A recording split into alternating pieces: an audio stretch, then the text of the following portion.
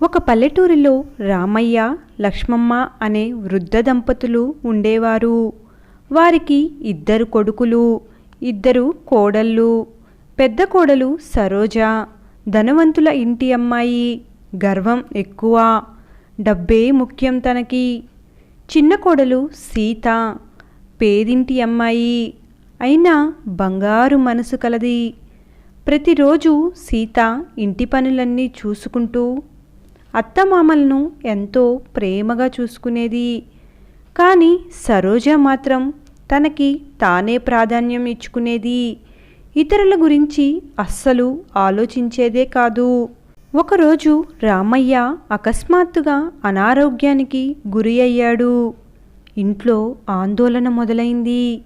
వైద్యం కోసం డబ్బులు కావాలి. పెద్ద కొడుకు దగ్గర డబ్బు ఉంది, కానీ మన డబ్బు వాళ్ళ కోసం ఎందుకు ఖర్చు చేయాలి అని సరోజ అడ్డుకుంది. చిన్న కొడుకు దగ్గర డబ్బు లేదు. సీత కాసేపు ఆలోచించింది. తన పెళ్లి సమయంలో అమ్మ ఇచ్చిన ఒక చిన్న బంగారు గొలుసు గుర్తుకు వచ్చింది. ఇది అమ్మ జ్ఞాపకం అని చూసి కళ్ళల్లో నీళ్లు పెట్టుకుంది. కానీ వెంటనే దాన్ని అమ్మేసి మామయ్యకు వైద్యం చేపించింది. రామయ్య కోలుకున్నాడు. సీత వైపు చూసి కన్నీళ్లు పెట్టుకున్నాడు. ఈ రోజు నుంచి నువ్వు నా కోడలివి కాదమ్మా, నువ్వు నా కన్న తల్లివి అని బాధపడతాడు. కొన్ని రోజుల తర్వాత గ్రామంలో దేవాలయ ఉత్సవం జరిగింది. అక్కడ ఒక వృద్ధ సన్యాసి ఒక పరీక్ష పెట్టాడు. ఎవరికి నిజమైన దయగల హృదయం ఉందో వారికి దేవుని వరం లభిస్తుంది అని చెప్పాడు. సరోజ ఖరీదైన బహుమతులు, ఫ్రూట్స్ తీసుకువచ్చింది. అందరికీ చూపించింది. సీత మాత్రం తన దగ్గరున్న కొద్దిపాటి అన్నాన్ని ఒక ఆకలితో ఉన్న ముసలవ్వకు పెట్టింది. సన్యాసి చిరునవ్వు నవ్వాడు. దానం డబ్బుతో కాదు, మనసుతో చేయాలి అని అన్నాడు.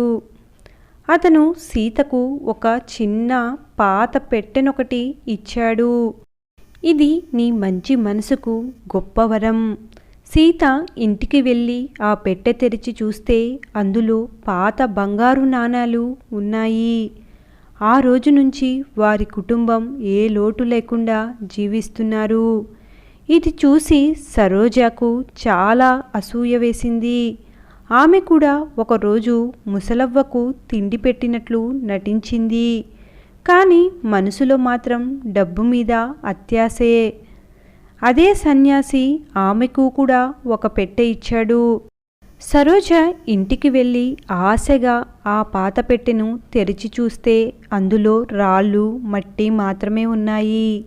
సరోజ వెంటనే సన్యాసి దగ్గరికి వెళ్ళి ప్రశ్నించింది. అప్పుడు సన్యాసి, చూడమ్మా, నువ్వు అత్యాశతో పేదవారికి దానం చేశావు, లోభానికి ఫలం ఇదే అన్నాడు సన్యాసి. సరోజకి తాను చేసిన తప్పేంటో తెలిసి వచ్చింది. అవమానంతో ఏడ్చింది. ఆ రోజు నుంచి సరోజ మనసు మారిపోయింది. సీత దగ్గరికి వచ్చి క్షమాపణ చెప్పింది. సీత నవ్వుతూ క్షమాపణను అంగీకరించింది. ఆ రోజు నుంచి 2 కోడళ్ళు కలిసిమెలిసి ఉన్నారు. అత్తమామలను కూడా బాగా చూసుకుంటారు. అప్పుడు రామయ్య అంటాడు, ధనం కాదు, మంచి మనసే ఇంటిని నిలబెడుతుంది. నీతి, మంచితనం ఎప్పుడూ వృధా కాదు. లోభం చివరికి అవమానమే తెస్తుంది. Thanks for watching. ఈ వీడియో కనుక మీకు నచ్చినట్లయితే ఒక లైక్ చేసి షేర్ చేయండి. మరెన్నో మంచి కథల కోసం సబ్స్క్రైబ్ చేసుకోండి. Thank you.